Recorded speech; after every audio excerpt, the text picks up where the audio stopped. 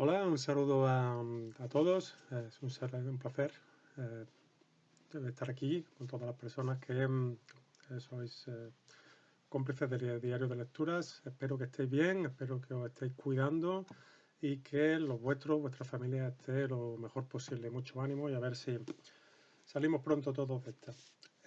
Quería comentaros brevemente, porque voy a intentar no extenderme demasiado.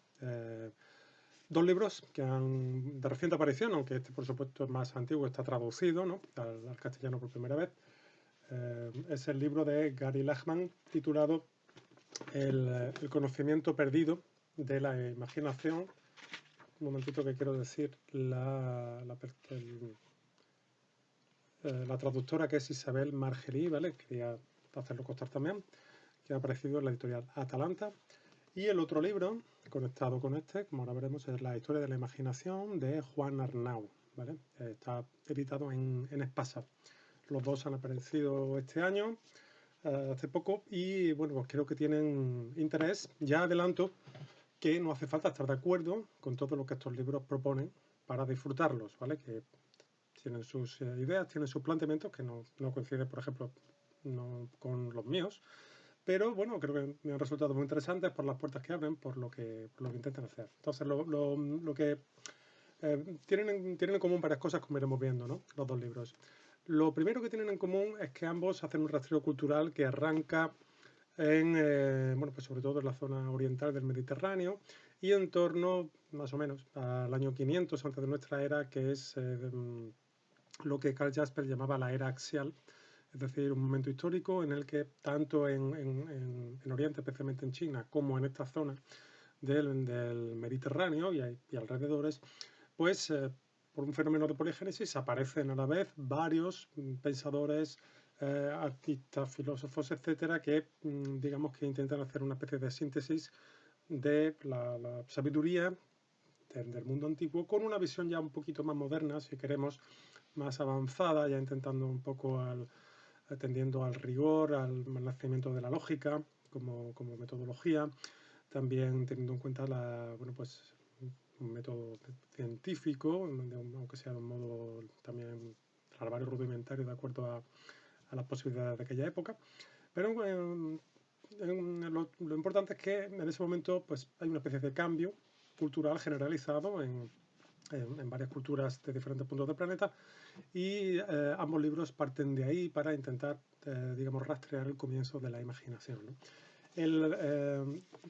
Los dos libros tienen en común la idea de que hay una especie de tensión entre dos polos complementarios, no opuestos, pero sí complementarios, un poco, del conocimiento. Uno sería un conocimiento un poquito más científico, más positivista, si ustedes quieren, ¿no?, más basado en una razón filosófica, científica, etcétera, y otro polo más imaginativo, más subjetivo, menos anclado en el raciocinio stricto sensu o geométricamente entendido, ¿no?, y que, bueno, pues que tiene conexiones ya con otro tipo de realidades, lo que llamaba Yates, el conocimiento perdido, ¿no?, expresión de Yates recopilada por Catherine Rainey, ¿no?, que toma Gary Lachman precisamente para titular su libro. Esta idea de la dualidad o de la tensión de contrarios ya la tiene, la explicita precisamente en una de las primeras páginas, la explicita Juan Arnau en su ensayo, cuando dice: la tesis de este libro es sencilla y antigua. En el hombre anida una naturaleza dual, dos principios en juego interminable. Esa pareja ha recibido numerosos nombres, ha sido imaginada o escuchada de muy diversas maneras: espíritu y naturaleza, conciencia y materia, cielo y tierra, ¿no? Y a partir de ahí él establece lo que se llamaría una tensión esencial entre estos, no opuestos, pero sí complementarios, o como lo que queramos, o como los queramos definir, ¿no? En otro libro muy interesante anterior, Jacobo Siruela, en El mundo bajo los párpados, que es un libro extraordinario sobre los sueños nocturnos y diurnos, y sobre su importancia a través de numerosas culturas. Siruela decía que la separación entre la realidad física y psíquica es nuestro gran asunto pendiente, decía literalmente, ¿no?, en la página 240. Entonces, esa separación, esa distancia, es precisamente esta en la que estos dos libros quieren abordar digamos, desde un punto de vista conciliador, intentando establecer una especie de pasadizo, una especie de vínculo entre esas dos realidades, pues eso, la más terráquea, si queremos, la más espiritual, como lo queramos decir, la parte más científica frente a la parte más creativa, intuitiva o imaginable, y en consecuencia, por tanto, es una fórmula de vincularse con uno de los problemas específicos que tenemos hoy, por ejemplo, desde el punto de vista de la neurociencia, que es lo que se llama el problema difícil, que es que lo menciona Lachman en su ensayo, que es el problema de entender cómo se pasan una especie de reacciones neuroquímicas en el cerebro de la sinapsis al pensamiento imaginativo, ¿no? A la imaginación creadora. ¿Cómo sucede eso? ¿Cómo se da ese salto? ¿Y por qué sucede aparentemente solo los seres humanos? Me refiero a la creación artística, musical, literaria, filosófica, científica, etcétera. ¿Y por qué no se dan otras especies? ¿No?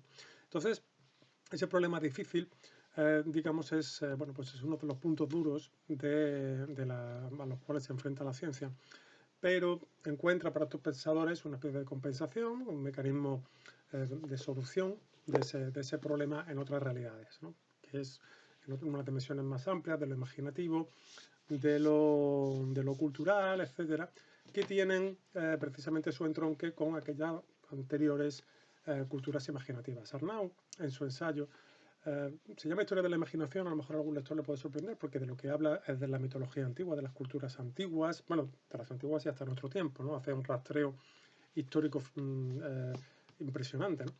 Pero también mete ciencia, mete las religiones, mete las invenciones mitológicas, la creación artística, con lo cual para él la imaginación, digamos que es todo lo que vincule un poco esos dos mundos, ¿no?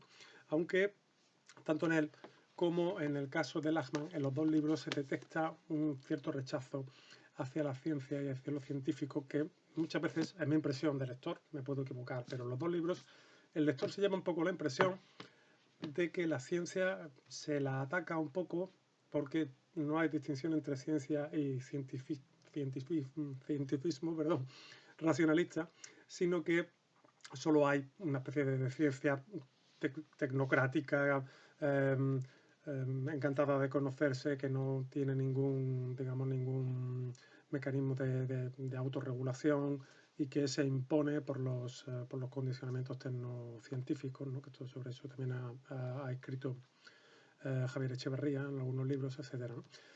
Bueno, esa es una posición, por ejemplo, con la que yo no estoy del todo de acuerdo. Creo que mientras que, por ejemplo, Arnaud es muy detallista e increíblemente preciso a la hora de hablar de religiones, de culturas antiguas, de mitología, justo cuando llega a la ciencia, rama en la que además él como astrofísico que es experto, digamos que su trazo se vuelve un poco más grueso y más crítico y cae, en mi opinión, en una especie de asociación un poco, como digo, un poco visible entre la ciencia y la locura científica y tecnocrática, como si no hubiera ciencia intermedia, como si no hubiera una ciencia autocrítica, reguladora de sus procesos, que se autocuestiona y que se impone severas limitaciones, ¿no? Esa ciencia también la hay, ¿no? Digamos, en la ciencia de las vacunas, para que nos podamos entender, ¿no? Pero esa ciencia un poco positiva y que salva vidas y que nos viene bien a todos, sobre todo ahora nos vendría muy bien que esa ciencia trabajara a tope, se ve un poco descompensada en cuanto a la atención y al reconocimiento. O sea, no es que él la niegue o que Lachman la niegue, pero en ambos libros se aprecia como una especie de especial privilegio con respecto a la otra imaginación, ¿no? La imaginación inventiva, subjetiva, etcétera, ¿no? Entonces, a mí me interesa recordar que, por ejemplo, hay autores poco sospechosos de no ser científicos contrastados, como por ejemplo Henri Poincaré, el conocido matemático francés de finales del XIX, principios del siglo XX, que en una conferencia, que está recogida en este libro, La Invención Matemática, de 1908, pues ya planteaba precisamente una especie de posibilidad de unión entre estos dos polos, ¿no? De los que hablábamos anteriormente, ¿no? En su magnífico prólogo, por Francisco González Fernández, que es también el traductor del texto de Poincaré, dice, para Poincaré la invención se distinguía del descubrimiento por estar emparentada con la imaginación, al hacer surgir entidades sin antecedentes que debían ser combinadas para que surgieran las ideas. Por tanto, hablar de invención en lugar de descubrimiento equivalía a situarse en un terreno que estaba a mitad de camino entre la ciencia y el arte. ¿Vale? Ese punto intermedio entre la ciencia y el arte, a mí me parece que es precisamente un punto, no un punto medio, sino un punto de casi un canal de diálogo más que un punto, en el sentido de que es precisamente el lugar al que habría que tender, el lugar donde deberíamos de tender, ¿no?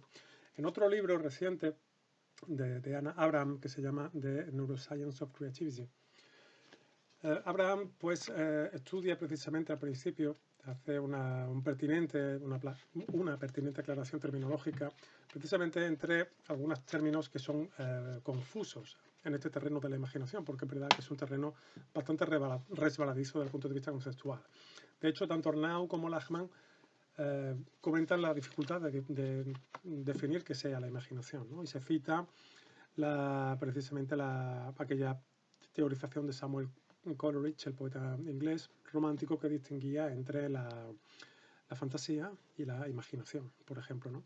También se cita en el de Lachmann la diferencia que hacía Pascal, el filósofo francés, entre el esprit géométrique y el esprit de finesse, ¿no? Estableciendo que el primero era como la invención un poco deducible de las matemáticas, de la aplicación de métodos así un poquito más racionales, mientras que el esprit de finesse sería como esos descubrimientos que vienen de una manera como más intuitiva, más relacionada siempre con el arte, ¿no? Con la literatura, etc. Entonces, la terminología aquí a veces puede ser importante, ¿no? Y Anna Abraham distingue en este libro al principio entre lo que es la creatividad, lo que es el pensamiento divergente, lo que es la innovación, la imaginación, el genio y el juego creativo. Cuando habla de la imaginación dice que es the representation of conceptual content in the absence of sensory input, es decir, la representación del contenido conceptual en la ausencia de los aportes sensoriales, ¿no? En la ausencia de un estímulo sensorial que llega. Esa especie de inventiva o de imaginación que te llega cuando no tienes ningún estímulo exterior que te invite o que te dirija tu imaginación hacia ninguna cosa del alrededor, ¿no? Es como una especie de imaginación pura, ¿no? Entonces, desde ese punto de vista, considero que es interesante, ¿no? Examinar cuál es precisamente la relación entre esos contenidos que se proponen y que por lo tanto la ciencia tiene en cuenta, ¿no? La neurociencia lo puede tener en cuenta y lo está estudiando, frente a ese conocimiento perdido, un poquito más relacionado con lo espiritual, que está presente en estos dos libros, digamos, en un porcentaje mayor. No es que el otro no esté, ¿vale? Está ahí, está lo científico, está aquí, sobre todo en el libro de Arnaud, lo cual es natural porque, repito, él es científico, pero se privilegia o se da preferencia, se da un lugar más destacado, a mi juicio, al lado como más imaginativo, ¿no? Entonces, creo que es mucho más útil, o sería más útil una especie de síntesis. Esa síntesis llega al final, y llega al final tanto de esos dos libros como del de Jacobo Siruela, a partir del diálogo primero epistolar y luego convertido en el libro que tuvieron Wolfgang Pauli, el físico, el científico físico, y Carl Gustav Jung, el psicoanalista, erudito de las culturas, etc. Fue una colaboración muy interesante en el que llegaron a estudiar juntos el fenómeno de la sincronicidad, ¿no? De esos especies de fenómenos que suceden al mismo tiempo de una manera casual, de una manera inexplicable para la ciencia, y ambos estaban muy preocupados por esas realidades y, bueno, pues se dieron cuenta de que una postura podía iluminar a la otra, ¿no? Y viceversa. Por lo tanto, es bastante significativo y es bastante pertinente que en los tres libros, al final de los tres ensayos, se llegue un poco a ese punto al que creo que se llega como una especie de modelo de colaboración. Un modelo de colaboración que puede ser quizá lo deseable, ¿no? De hecho, Arnaud, junto con Alex Marín González, me parece que es, perdonen si no recuerdo el nombre exacto, es un neurobiólogo que trabaja junto con Arnaud en un proyecto de investigación de la Universidad de Alicante y están trabajando precisamente con neurociencia, pero ligada a los rudimentos mágicos, etcétera, para explicar, digamos, la forma en que el cerebro se engaña a sí mismo y se producen algunas paradojas en los fenómenos perceptivos, ¿no? Lo cual me parece muy interesante, a ver qué frutos da ese proyecto de investigación. Entonces, bueno, pues simplemente, pues como ven, son dos libros que, aparte de ser dos impresionantes frescos culturales, ¿no? Porque además el de Lachmann habla mucho sobre poesía, sobre literatura, como considerando también una especie de vía intermedia entre los dos tipos de conocimiento, o algo que por lo menos ronda el conocimiento enigmático, ¿no? Pues creo que son dos libros muy interesantes y de los cuales sobre todo se puede sacar como una especie de un plan de lecturas, ¿no? De ideas de lectores, de textos para seguir, de autores quiero decir, para seguir leyendo en adelante sobre estos temas que me parecen del mayor interés. Y nada, pues ya acabo con esto, ya no os retengo más para que podáis salir a pasear, a jugar al fútbol, a ir al cine, en fin, a todas esas cosas que estáis deseando hacer. Un fuerte abrazo, cuidaros, que estéis bien en casa y que todos los vuestros estén fenomenal, en lo posible. Un fuerte abrazo.